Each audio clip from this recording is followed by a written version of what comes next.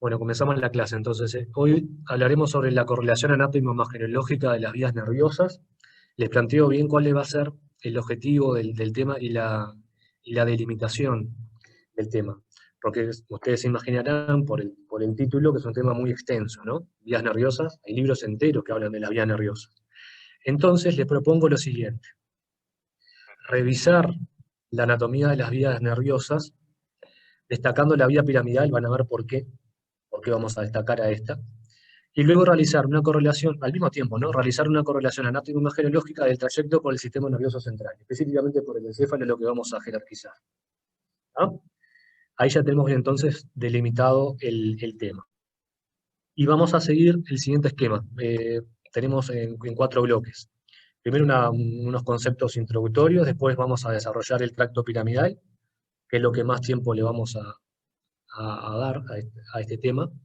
Luego vías sensitivas y por último vamos a referirnos a la tractografía. Hablar de tractos nerviosos en imágenes y tenemos que estar obligados a hablar de la tractografía.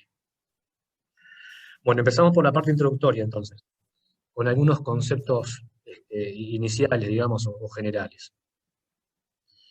Primero vamos a definir qué es un tracto o vía nerviosa. Lo tenemos que empezar definiendo. Y una definición que me gusta es esta.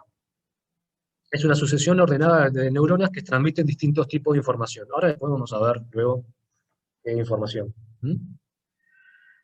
Ustedes saben, bueno, que las neuronas comienzan en los somas o cuerpos, que cuando en los lugares donde están los somas es la sustancia gris, y luego las prolongaciones, dendritas y axones, descienden por la sustancia blanca. Esos son conceptos que ya sabían.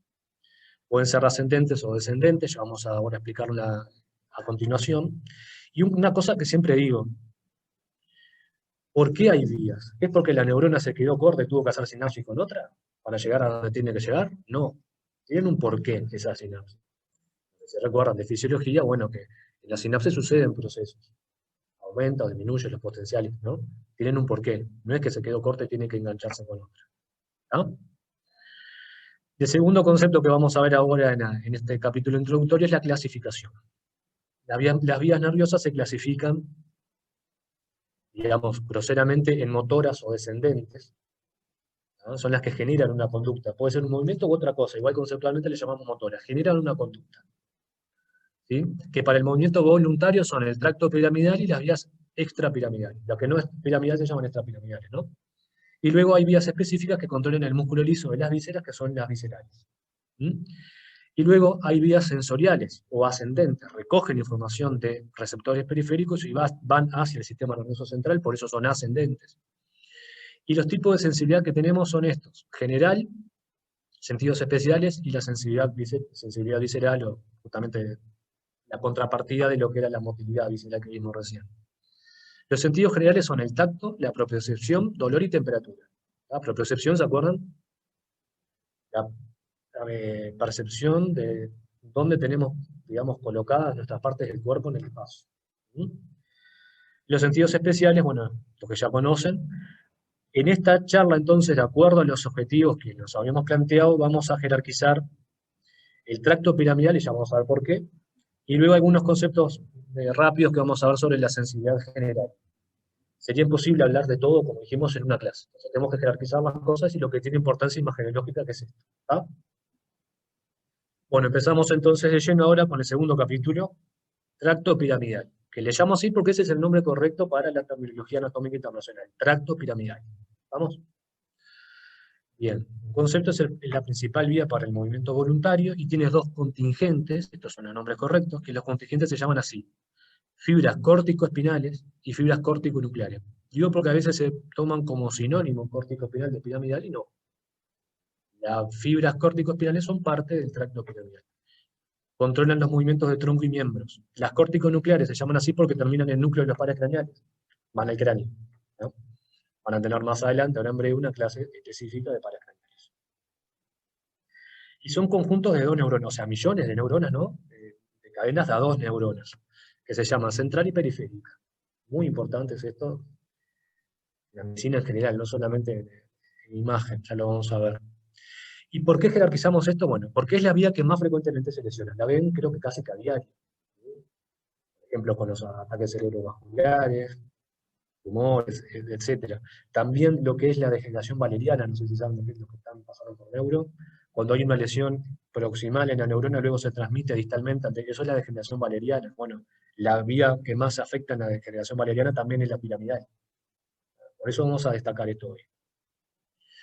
Bien, ahora un breve repaso anatómico, breve, porque no, tenemos que volcarnos a la imagen, pero que tenemos que hacerlo, ¿sí? Entonces vamos a estudiar sus dos neuronas.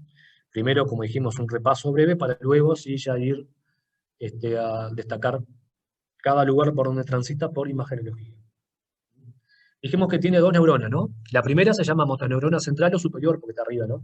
La otra que está más abajo es la inferior o periférica, que se llama así porque transita por el sistema nervioso periférico. La otra por el central. Bueno, el soma de la primera neurona está en la corteza cerebral, ¿está? Muchas áreas, no solamente en el área motora primaria. El área motora primaria es un porcentaje, 30 más o menos. Después en otras áreas del lóbulo frontal también, que también son motoras pero de otro orden, y también en áreas sensitivas. ¿Mm? Eso es interesante. Luego desciende por la sustancia blanca subcortical, como ya vamos a ver, pasa por el tronco encefálico, y al llegar al límite entre tronco encefálico y médula espinal, ¿qué pasa? ¿Se acuerdan? Se Una decusa. parte, muy bien, una parte, el 90% se decusa, cambia de lado, y desciende por el lado lateral de la médula espinal. Y allí encuentra, en el asta anterior, a las motoneuronas periféricas y sigue el camino por fuera. ¿Está? Sencillo. Ahora, ¿qué pasa con el otro 10%? Y miren acá lo interesante que viene ahora. El otro 10% sigue de largo por el mismo lado. ¿Está? Y cuando iba a encontrar en la médula espinal a las motoneuronas periféricas del mismo lado, por el cual venía, hace sinapsis con neuronas motoras periféricas del mismo lado, pero también se cruzan. O sea que en definitiva también es cruzada. O sea que envía proyecciones a los dos lados de la médula. ¿Mm? A estas vías antes se les llamaban piramidal cruzada y piramidal directa. Los nombres ya no van más, por las razones que acabo de decir. Son tracto corticoespinal lateral, que es el que se cruza y se llama así porque va por el cordón lateral de la médula. Y el tracto corticoespinal ventral, que es el que venía, el 10% que siguió de largo por el mismo lado y que va por el cordón ventral de la médula, por eso se llama así. Entonces, vamos a razonar, vamos a pensar algo. Si se lesiona, y ya estoy contigo en el chat enseguida, si se lesiona una mitad de, no sé, el tronco cefálico, por ejemplo, ¿no? Por poner un ejemplo, ¿no? Se lesiona una mitad. La persona no va a mover los músculos del lado contralateral, ¿no? Estamos de acuerdo, porque después se cruzó. Pero ¿qué pasa con estos músculos que controlan esta vía que no se decusó, pero que después fue para los dos lados? Si se lesiona Recibe, una mitad, recibe parte de a ver, aferencia nerviosa contralateral. exacto, recibe del otro lado. Entonces, si se lesiona una mitad, los músculos controlados por estas neuronas que no se cruzaron y que después fueron para los dos lados, no se van a afectar. Se tendría que lesionar, pobre persona, todo a lo largo del sistema nervioso central, lo que sea, para que no mueva esos músculos. ¿Y cuáles son esos músculos? Miren acá, viene lo interesante. Lo interesante es esto. El tracto córtico-espinal lateral controla músculos que son más distales en el miembro.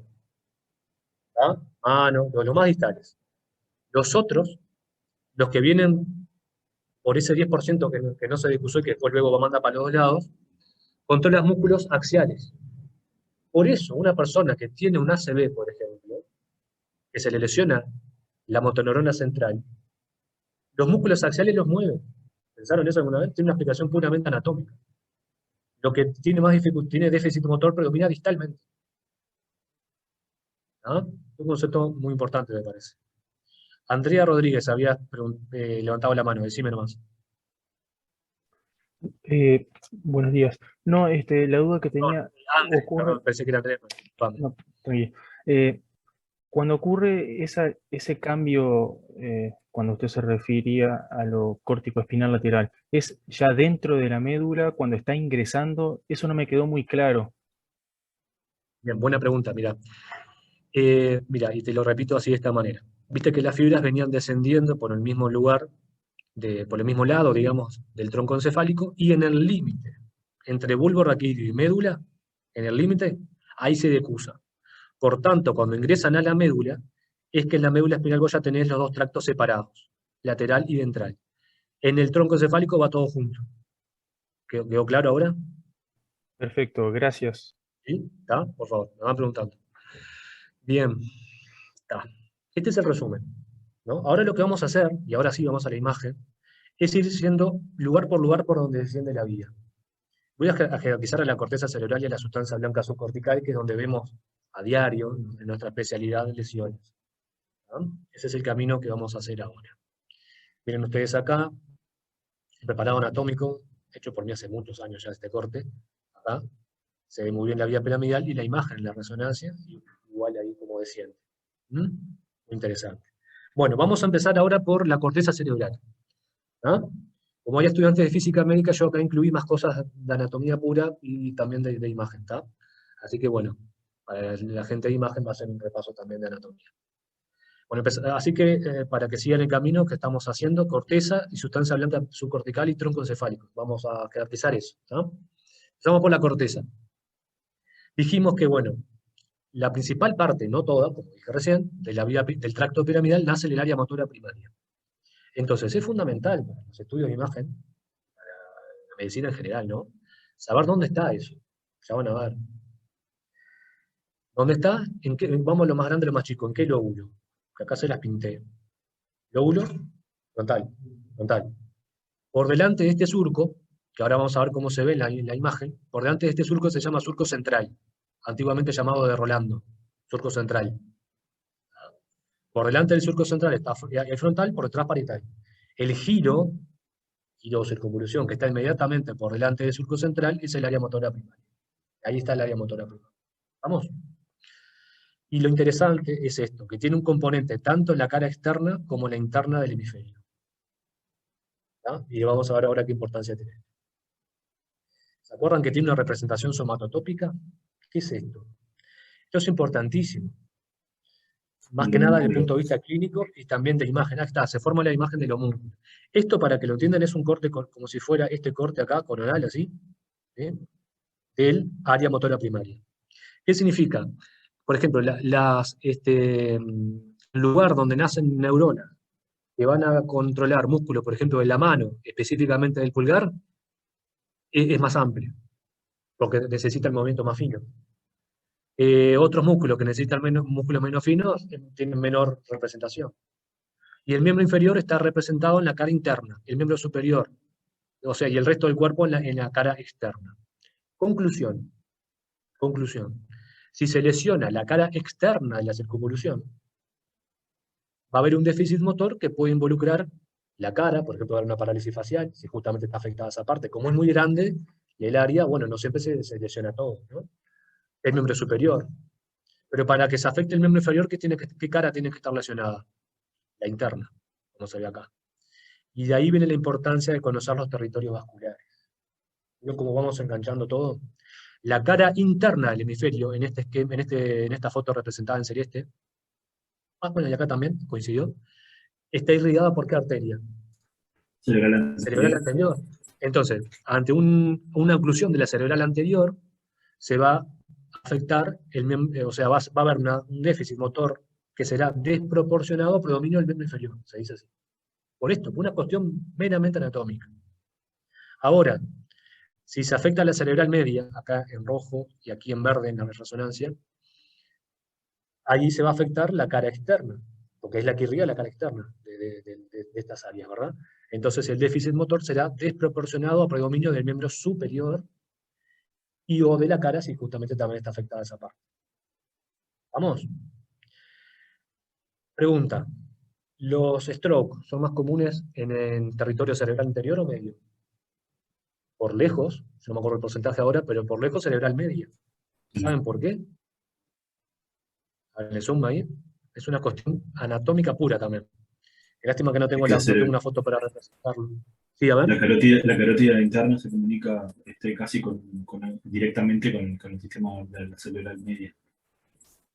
Bueno, casi, a ver, por ahí viene la mano, sí. La carótida interna, ¿se acuerdan que da dos ramas terminales? Cerebral media y anterior.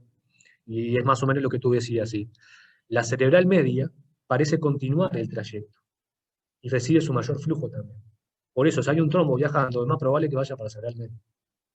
De hecho, ven todo, siempre, digo, más que nada en ese territorio. ¿Ah? Bueno, perfecto, perfecto. Y ahora les decía, bueno, ante una lesión cerebral, cualquiera sea, tenemos que saber distinguir de frontal, parietal, temporal, ¿qué es? Bueno, y ustedes saben que el límite entre frontal y parietal es el surco central. Yo acá les dejé algunas imágenes para que lo aprendan a reconocer. ¿Mm? Acá, ahí. Se llama central, pero no es estrictamente central, está un poquito por detrás de la línea media. Ojo, como se ve muy bien acá. El medio de repente sería por acá, más o menos, no está un poquito por detrás. ¿Mm? Entonces sabemos que lo que está por delante es frontal, por tanto motor, y lo que está por detrás es parietal, por tanto sensitivo. ¿No? ¿No? Después ustedes se practican los estudios de reconocer esto. ¿Sí? Porque ante una lesión, sea un área de isquemia, un tumor, no sé, cualquier cosa, hay que topografiarlo. ¿No? Frontal, parietal, las dos cosas, hay cosas que van en varios lóbulos, ¿no? Entonces hay que saber reconocer muy bien los límites entre los lóbulos. ¿Sí? Lo que voy a hacer ahora es poner algunos ejemplos nomás, porque precisaría varias clases más para mostrar toda la patología, y no es la idea de hoy, pero algunos ejemplos de patología frecuente que afecten a la corteza. ¿No? Pero claro, es raro que afecten solo a la corteza, sino que también las lesiones son córticos subcorticales, muchas veces, como este ejemplo. ¿Qué ven acá? Hay un área de... Bueno, De los si vamos a surcos describirlo, a la derecha. perfecto, es un área hipodensa, córtico subcortical, etcétera, etcétera, un área de isquemia. Territorio, claramente, de cerebral Cerebral media. media.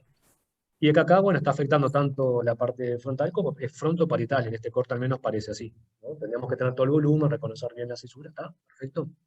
Esta es otro corte del mismo paciente. ¿Qué signo reconocen acá?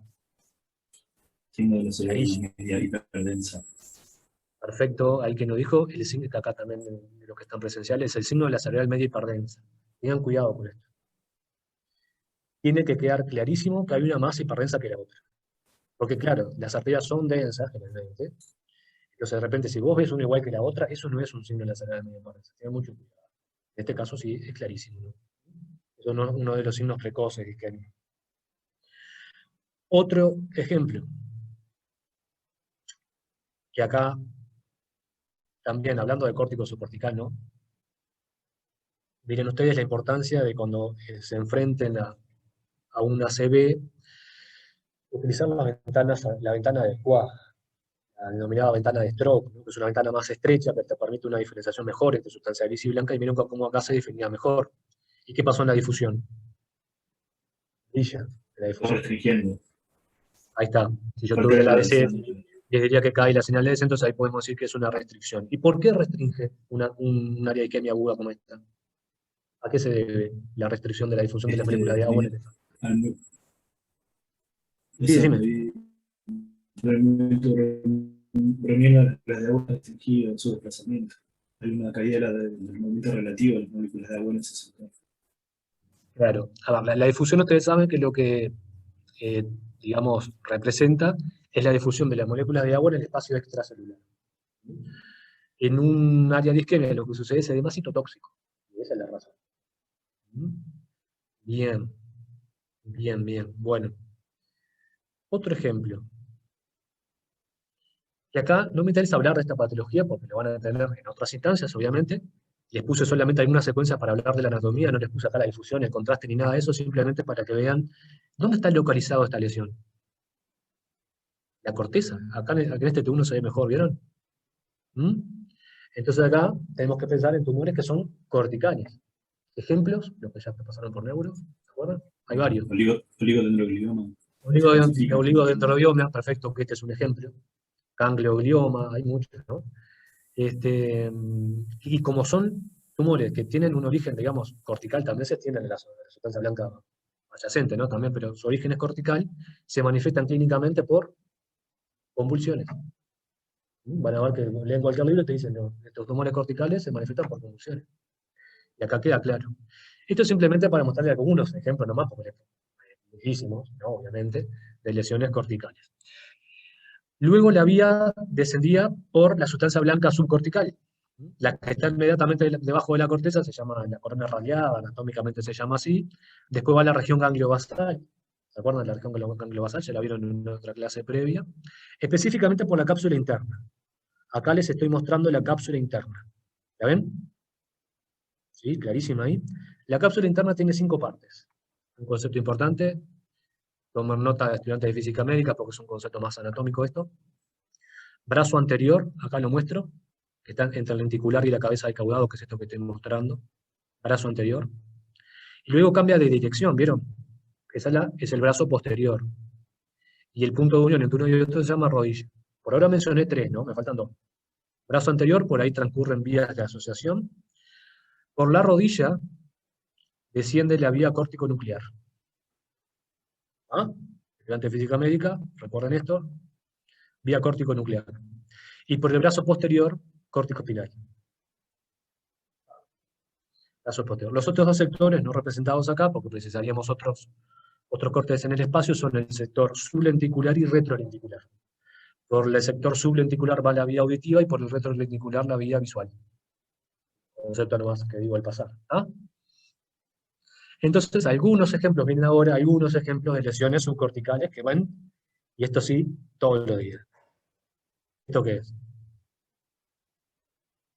Se ven estas áreas parqueadas, hipodensas, de la sustancia blanca profunda que predominan a nivel periventricular, que con la edad se ve, ¿esto cómo se llama? Enfermedad del pequeño vaso, microangiopatía crónica, lo mismo. Ahí está, perfecto. En resonancia se ve así, entre 2, con ese brillo. Es todo un capítulo aparte, lesiones que brillan entre 2 de la sustancia blanca subcortical. Van a encontrar artículos enteros. Yo les estoy mostrando causas más común, más frecuente que es esta. Otra cosa que van a ver mucho también, que es relativamente común, es ver calcificaciones gangliobasales, que con la edad se ven, son las calcificaciones seniles que se llaman, las van a ver. Se pueden o no informar. En algunos casos a mí me gusta informarlas, por ejemplo, cuando viene por un stroke o que piensan en una hemorragia. Bueno, a veces para el colega que lo recibe, que no tiene por qué saberlo, me gusta poner que estos son calcificaciones, ¿no? Esto también lo ven todos los días. La sustancia blanca profunda. Es un infarto lacunar, ¿no? Ahí está. Otro ejemplo de lesión profunda, en este caso que afecta también la región gangliobasal, es un hematoma gangliobasal. ¿Se acuerdan que los hematomas, ustedes no, tienen nombres específicos y es de acuerdo a dónde están localizados? Está el hematoma lobar, gangliobasal, de tronco, de cerebelo. Se llaman así. Y cada uno una fisiopatología diferente. Los gangliobasales, ¿a qué se deben casi siempre? ¿Cuál es la causa? Hipertensivo, generalmente. Hipertensiva, perfecto. Hipertensiva, ahí va por la rotura de los microaneurismas, aquellos, ¿se acuerdan? Perfecto. Bien, vamos a, entonces, corteza, después sustancia blanca subcortical, vamos al tronco encefálico. Concepto, en el tronco encefálico, el tracto piramidal, todo, sea tanto córtico espinal como córtico nuclear, va por la parte más anterior del tronco encefálico, que ahí se los pinto. Es lo que se llama el pie del tronco encefálico. ¿No? Entonces, para redondear el tracto piramidal, vamos a hacer esto que es muy interesante.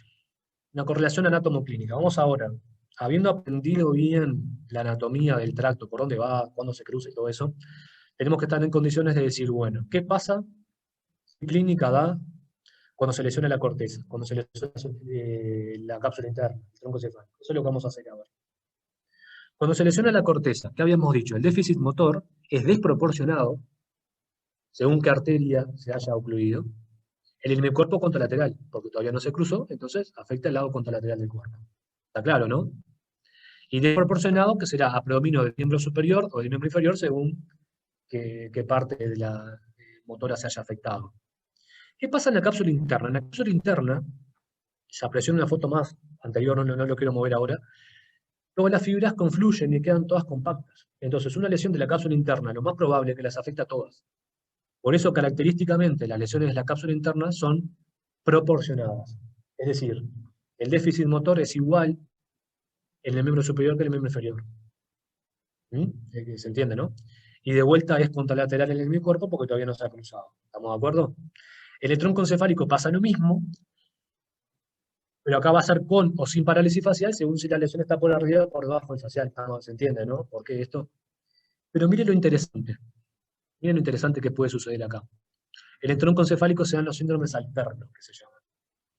Y un poquito para atrás. Imagínense ustedes que se lesiona esta mitad del tronco encefálico, ¿no? ¿Ah? Desde el punto de vista del tracto piramidal, el déficit motor será contralateral. También proporcionado porque las fibras van bien compactas. Pero ¿qué pasa? Hay más cosas en el tronco encefálico, no solamente hay vía piramidal. ¿Qué más hay ahí, por ejemplo? Núcleo de los pares craneales. Entonces, si se lesiona, por ejemplo, esta mitad, que es la izquierda, ¿no? Vamos a poner ejemplo que yo lesiono la mitad izquierda del tronco encefálico. La persona va a tener un déficit motor en el hemicuerpo contralateral, del lado derecho. Pero afectación de paracraneales del mismo lado de la lesión. Eso es un síndrome alterno, y no hay otra posibilidad de crear de un síndrome alterno que no sea en el tronco encefálico. Son exclusivos del tronco encefálico. Y esa es la explicación. Y luego en la médula espinal el déficit motor es del mismo lado de la lesión porque aquí ya está cruzado. Ahora seguimos con las vías sensitivas, tercer capítulo, que lo vamos a hacer más breve porque estrictamente los lugares anatómicos por donde transita ya los hemos estudiado desde el punto de vista de imagen, ¿no? Médula espinal, tronco encefálico, sustancia blanca profunda, corteza cerebral, entonces van algunos conceptos generales. Son vías, entonces, como ya habíamos adelantado, ascendentes, comienzan en receptores periféricos y ascienden, suben hacia el sistema nervioso central, y son conjuntos de 4 neuronas, que son las siguientes. La primera neurona siempre está en un ganglio sensitivo, que serán los ganglios sensitivos en los pares craneales, para el caso del cráneo, o los de la raíz posterior de los nervios espinales, para el caso de tronco y miembros. Son análogos, uno está más arriba que otro, pero son análogos. La segunda neurona está en un lugar diferente según qué vía se trate, pero a pesar de ese lugar diferente, su axón se decusa, cambia de lado. La tercera neurona está en el tálamo y la cuarta en la corteza cerebral. Hay dos vías sensitivas de la sensibilidad general, que es la que estamos jerarquizando, ¿verdad? Que se llaman columna dorsal blenisco-medial y sistema anterolateral. Lo que hay que recordar es qué tipo de sensibilidad transporta cada una de ellas. La columna dorsal blenisco-medial se llama así porque en la médula espinal asciende por la columna o cordón dorsal, mientras que en el tronco encefálico transita por lo que se llama el menisco medial, y ahí viene el nombre. Y lleva el tacto fino, discriminativo, y la propiocepción consciente. Consciente porque termina en la corteza cerebral. Por su parte, el sistema anterolateral se llama así porque transita por este sector de la médula espinal anterolateral, lleva el tacto grueso, dolor y temperatura. Lo que vamos a hacer ahora es una breve reseña de este trayecto. Empezamos por la vía columna dorsal blenisco-medial.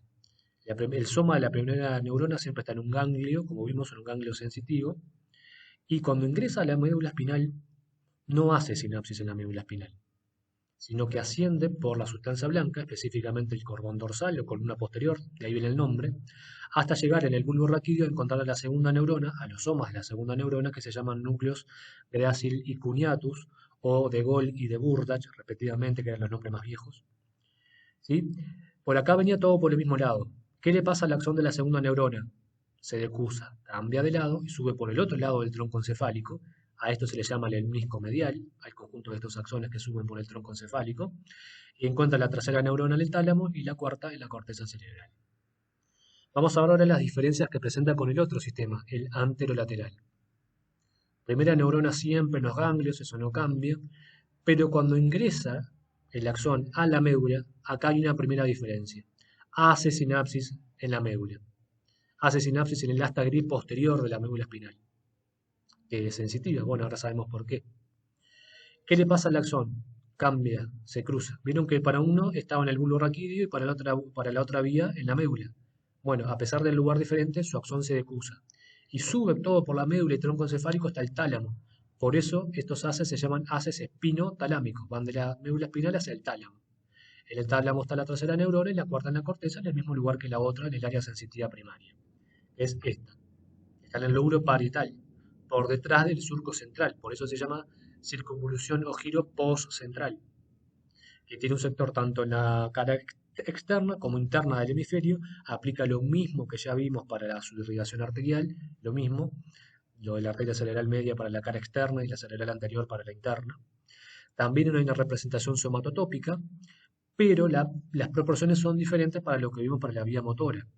Por ejemplo, acá van a tener más representación la parte del cuerpo donde tenemos mayor sensibilidad. Por ejemplo, la mano.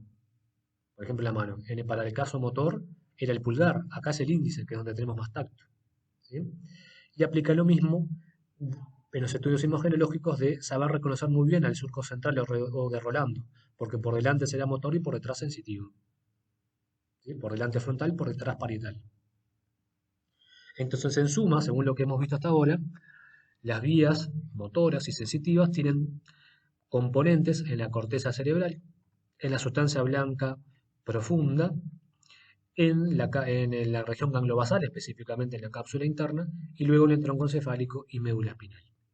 Bien, así que para terminar, ahora vamos a ver el cuarto y último capítulo, que vamos a referirnos a la tractografía. Como estamos hablando de una clase de correlación anatómico-imagenológica de tractos, tenemos que hablar de la tractografía. ¿Sí? Que son imágenes por resonancia magnética que consisten en una representación tridimensional de las fibras nerviosas.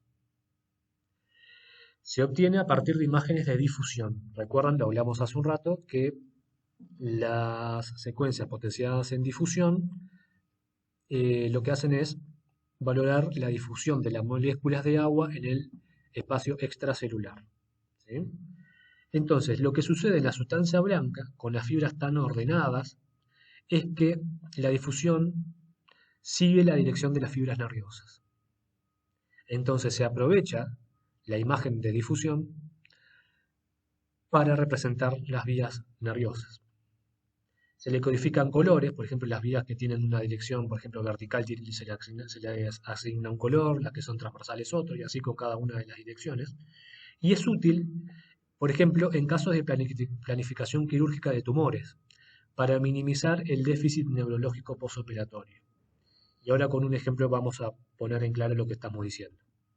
Pero antes, algunos ejemplos, miren ahí, se le codifican colores. Acá tiene, por ejemplo, el cuerpo calloso, la vía piramidal descendiendo, las vías que van de la protuberancia del cerebelo ahí, por ejemplo, y así con todas las fibras nerviosas. Miren acá también la vía piramidal. Más ejemplos, acá también la vía piramidal. Así se ve una tractografía. Se les adjudican colores según la dirección de las moléculas de agua y por tanto de las fibras. ¿Sí? Entonces, en centros donde poseen tractografía, les dan esta utilidad. Miren este ejemplo. En un paciente que tenía un glioblastoma. ¿Sí? Entonces, hay centros que disponen de imagenología de resonancia funcional y de tractografía, entonces miren lo que hacen. Por ejemplo, querían saber qué riesgo tenía postquirúrgico al resecar esta lesión de lesionar neuronas que controlan los movimientos de la mano, por ejemplo. Entonces, la resonancia funcional se les pide que realice movimientos con la mano y acá se pinta, digamos, para hacerlo sencillo, el área que que está funcionando justamente en ese momento. ¿Sí? Luego la tractografía muestra los tractos que vienen desde esa área, corticoespinales. Y luego tiene la posibilidad de fusionar ambos, funcional y tractografía. Entonces, esto es algo muy útil para la neurocirugía, saber, por ejemplo, qué margen tienen de resección entre este tumor y las neuronas que controlan, por ejemplo, en este caso, los movimientos de la mano. Y así minimizar o reducir al máximo posible los déficits postquirúrgicos. Para terminar, entonces les voy a mostrar un video de una tractografía. Miren ustedes, esto es una resonancia. En este video se va haciendo un viaje por cada tracto de la sustancia blanca de los hemisferios. Miren qué interesante. Ahora, acá viene el cuerpo calloso. Estas son todas las fibras de la corona radiada. Miren, acá estamos pasando por arriba del cuerpo calloso. Esto es una resonancia. ¿Sí? Acá ahora van a ver a continuación la vía piramidal. Aquí por delante. ¿Vieron? Acá. Este es el tronco, esta es la protuberancia. Acá las fibras que van al cerebelo. Y así se puede realizar todo este viaje por la sustancia blanca mediante una resonancia magnética. Bueno, así que espero que les haya gustado la clase, que les haya servido y quedo a las órdenes para lo que necesiten.